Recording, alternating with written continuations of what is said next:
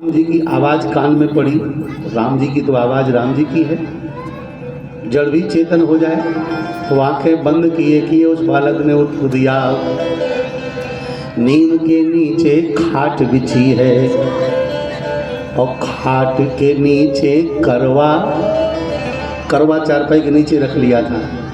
नीम के नीचे खाट बिछी है और खाट के नीचे करवा और खाट के ऊपर मस्त पड़ा हूँ मैं राम लला का सरवा। मैं राम का शाला हूँ। आहा, इतना सुनकर के राम जी ने जानकी से कहा देखो है मेरा साला मतलब तुम्हारा भैया। तो राम जी ने कहा भैया आंखें तो खोलो, हम कोई और नहीं हैं, हम तुम्हारे बहनोई तुम्हारी बहन सीता को साथ में लेकर आए हैं। राम ने कहा कि सीता बहन तुम्हारी यह, देखो ये बहन तुम्हारी साथ में हमारे खड़ी है। इतना सुनते ही उसने बालक ने आंखें खोली, उठ करके बैठा, सीता की ओर देखा और सीता जैसे तैसी खड़ी रही। तो बालक ने फिर आंखें बंद कर ली, चारपाई में लुढ़क गया और तुरंत बोला नहीं नहीं ये मेरी बहन नहीं है। तो राम जी ने पूछा आज के पहले तुमने कभी अपनी बहन को देखा है? बोले ना।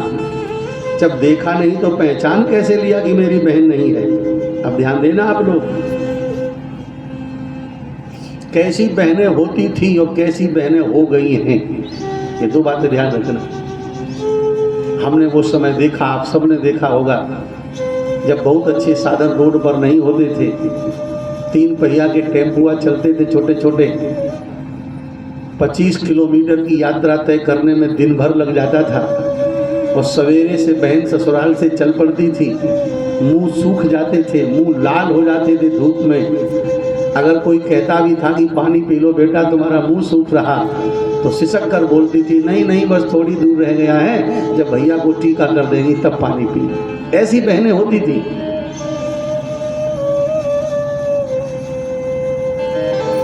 कितने पैसे वाले घर में चली जाए बहन, लेकिन भाई जब जाता था बहन के यहाँ तो आंखों में आंसू लेकर भाई का स्वागत करती थी। ऐसी बहनें होती थी। राम ने कहा कि सीता बहन तुम्हारी यह, तो बालक ने कहा कि ये समझ में न आता है। ये बात समझ में नहीं आ रही, क्यों? क्योंकि बहन की एक पहचान होती है, विरह व्यथा से, विरह व्यथा से लिपट कर, ध्यान देना, विरह व्यथा से लिपट कर फूट फूट कर रोती है बहन जब भैया मिल जाता। ये बालक ने कहा ये बहन की पहचान होती है। और ये कैसी बहन सूखी आंखों से हमको देख रही खड़ी खड़ी। इतना जैसे ही बालक ने कहा ऐसी बहन होती है, तो सीता के हृदय से बहन का भाव प्रकट हो गया, रो पड़ी, बोली भूल गई मैया और भैया हमें भूले नहीं, जननी रमा के चार भाव भर जाता है। रोने लगी सीता और आंसुओं से मुख धोने लगी, भाई बहन का भगवान धन्य नाता है। भाई बहन का, ये सच्ची घटना है, चलते भगवान धन्य। रो पड़ी सीता, रो करके आगे बढ़ी, उस भाई को पर चारपाई से उठाकर छाती से लगा लिया जगदम्बा सीता ने। सोने का थाल प्रकट हो गया, झलमलाते दीपक और सुंदर सी राखी, राखी का धागा लेकर सीता ने भाई की कलाई में राखी बांधी। एक कलयुग की घटना है। और उसके बाद से प्रयाग अयोध्या में ही रहने लगी। फिर लंबी कथा है उनकी, बाद में चित्रकूट रहे। संबंध केवल बनाइए, संबंधों को चलाना भगवान बहुत अच्छी तरह जानते हैं। भगवती लक्ष्मी बहन बनकर पातालपुरी में पहुंच गई, महल के अंदर प्रवेश कर गई बहन बनके, क्योंकि बलि के भी कोई बहन नहीं थी। राखी का त्योहार आया, कलाई में राखी लपेटी और वही हुआ। जब बलि ने पूछा बहन बताओ क्या चाहिए, तो तुरंत बोली द्वारे का पहरेदार चाहिए।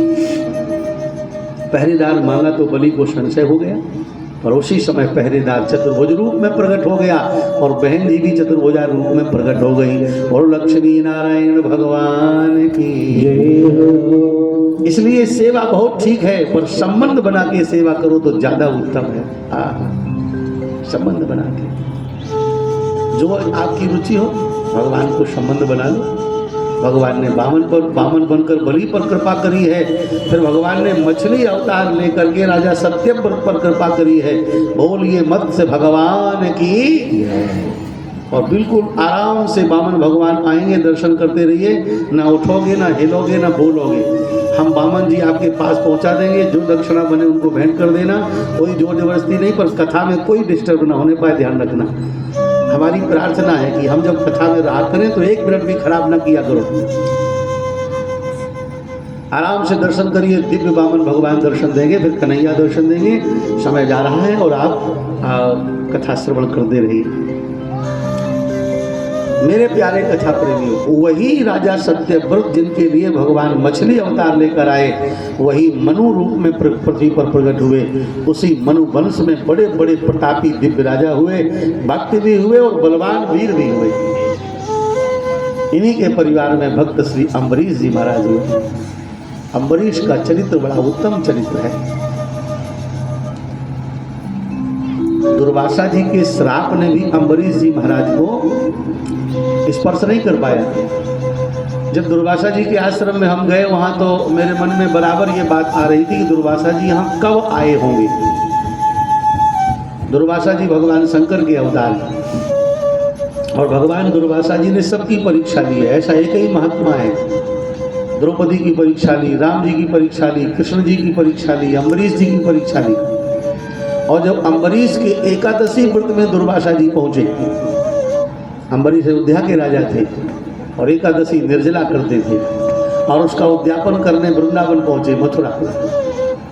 और उसमें दुर्वासा जी पहुंच गए, बोले हम यमुना स्नान करके तब प्रसाद पाएंगे। और यमुना स्नान करके आने में देर हो गई, तब तक ब्राह्मणों से पूछ करके अम्बरीश जी ने भगवान का चरणोदक ले लिया। इतना देखकर अम्बरीश पर दुर्वासा जी क्रोध कर गए और तिल मिलाए, एक जटा निकाल के पटक दी। कृत्या प्रकट हो गई, अम्बरीश को खाने के लिए प्रेरित करी। चक्र ने कृत्या का भक्षण किया, दुर्वासा जी का पीछा किया, दुर्वासा भागे। तब मेरे मन में आया था कि शायद उसी समय, क्योंकि दुर्वासा जी 1 वर्ष भागते रहे थे, 1 वर्ष, और कहाँ कहाँ गए थे। तब व्यास जी कहते हैं, दिशो नभा क्षमाम विवरान समुद्रान लोकान सपालान त्रिदिवं गतासा यतो यतो धावति तत्र तत्र सुदर्शनम दुष्प्रसहम ददर्श। उस समय दुर्वासा जी सभी दिशाओं में, आकाश में, सभी पर्वत कंदराओं में, समुद्रों के किनारे, पूरी दुनिया में, त्रिदिवम माने तीनों लोकों में दुर्वासा जी गए। शायद उसी समय भागते भागते दुर्वासा जी आपके क्षेत्र में भी आए होंगे, और तब वहीं ये दुर्वासा आश्रम बना होगा। थोड़ी देर रुक गए होंगे, दुर्वासा जी का आश्रम हो गया आपके यहाँ। तो ऐसे दुर्वासा जी महाराज 1 वर्ष भागते हुए भगवान के पास में आए, और तब भगवान ने कहा मैं तो भक्तों के अधीन हूँ। फिर दुर्वासा जी अम्बरीश के पास आए। अम्बरीश महाराज ने 9 श्लोकों में प्रार्थना करके सुदर्शन चक्र को शांत किया। और फिर राजा यमुनाश्व के गर्भ से मानधाता का जन्म हुआ। मानधाता की 50 बेटियों का ब्याह सोहरी जी के साथ हुआ।